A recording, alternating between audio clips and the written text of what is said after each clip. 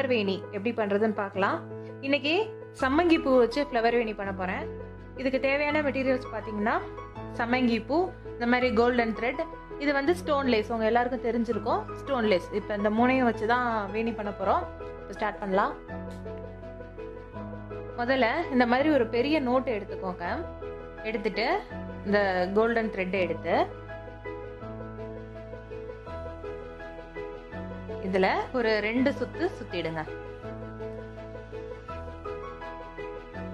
நம்ம எப்பயுமே வேணி பண்ற மெத்தட் தான். இப்படி சுத்திட்டு இங்க ஒரு 2-3 நாட் போட்டுக்கோங்க, நல்லா டைட்டா.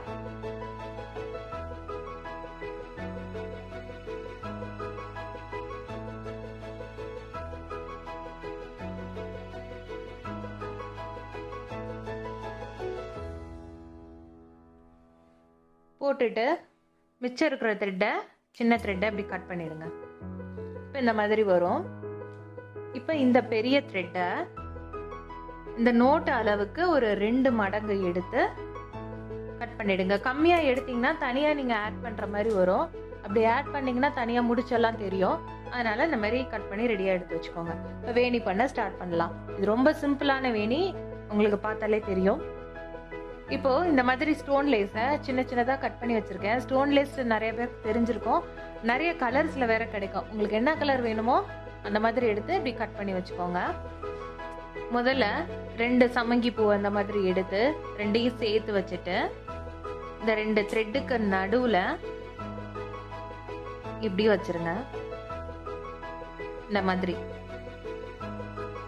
நல்லா நெருக்கமா வச்சுட்டு இப்போ இந்த ஸ்டோன் லேஸை எடுத்து அந்த 2க்கும் நடுவுல இந்த மாதிரி வைக்கணும். இப்படி இருக்கணும் பார்க்கறதுக்கு. வச்சுட்டு இந்த சின்ன த்ரெட்டை எடுத்து இந்த 2 த்ரெட்டுக்கும் அந்த பக்கமா போட்டு இப்படி எடுத்துருங்க. இது அப்படியே மற்ற வேணி பண்ற மாதிரி தான். இப்போ இந்த மாதிரி வரும்.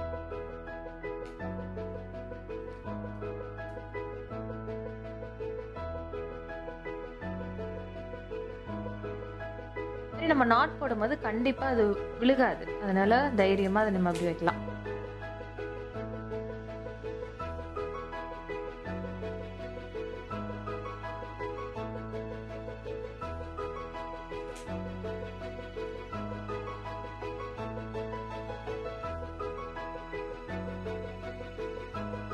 எவ்வளோ ஈஸியா இருக்கு பாத்தீங்களா? இதே மாதிரி கொஞ்சம் தூரம் பின்னிட்டு நான் காட்டுறேன். ஆனா ஒவ்வொரு தடவையும் நல்லா நம்ம நெருக்கணும். இந்த பூவெல்லாம் அவ்வளோ சீக்கிரம் கட் ஆகாது. அதனால நீங்கள் தைரியமாக நல்லா நெருக்கி நீங்கள் கட்டலாம். இன்னும் கொஞ்சம் தூரம் பின்னிட்டு நான் காட்டுறேன். இப்போ பார்த்தீங்கன்னா பாதி தூரம் வரைக்கும் பின்னியாச்சு. எப்படி இருக்குன்னு பாருங்க. நம்ம இந்த ஸ்டோன் லேஸ் வைக்கும் போதும் சரி, பூ வைக்கும் போதும் சரி, ஒரே அளவில் இருக்கிற மாதிரி வச்சாதான் பார்க்கறதுக்கு நல்லா இருக்கும். சம்மங்கி பூ பார்த்தீங்கன்னா அவ்வளோ சீக்கிரம் காயாது. அதனால நீங்கள் முன்னாடியே வாங்கி வச்சுட்டு பொறுமையாக யூஸ் பண்ணலாம். அதே மாதிரி பண்ணி வச்சுட்டு கூட நீங்கள் ஃப்ரிட்ஜில் வச்சுட்டிங்கன்னா அது ஒரு 4-5 டேஸ் ஒன்றுமே ஆகாது. இந்த பூ வாங்கியே ஒரு 4 டேஸ் ஆச்சு நான் வாங்கி. அப்படியே கவரில் போட்டு வச்சுருந்தேன். அவ்வளோ ஃப்ரெஷ்ஷாக இருக்குது இன்னைக்கு.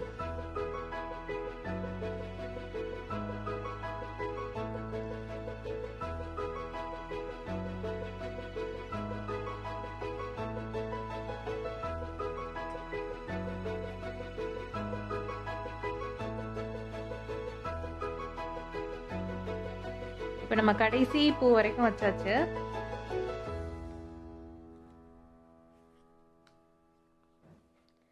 இப்போ கடைசியா நாட் போடும்போது மட்டும் ஒரு 2 நாட் போட்டுருங்க. நல்லா டைட்டா ஒரு 2 நாட் போதும். போட்டுட்டு இந்த சின்ன த்ரெட்டை இப்படி கட் பண்ணிடுங்க.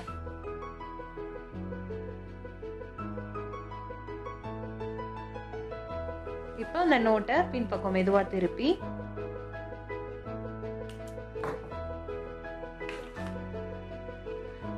பார்த்தீங்கன்னா இந்த காம்பு கொஞ்சம் நீளமாக இருக்கிற மாதிரி இருக்குது. இது வேணும்னா அப்படியே விட்டுறலாம், இல்லைன்னா மெல்லிசாக கட் பண்ணிக்கோங்க. ரொம்ப மெல்லிசாக ஈவனாக கட் பண்ணுங்க. ரொம்ப கட் பண்ணீங்கன்னாலும் உடஞ்சிரும் எல்லாமே.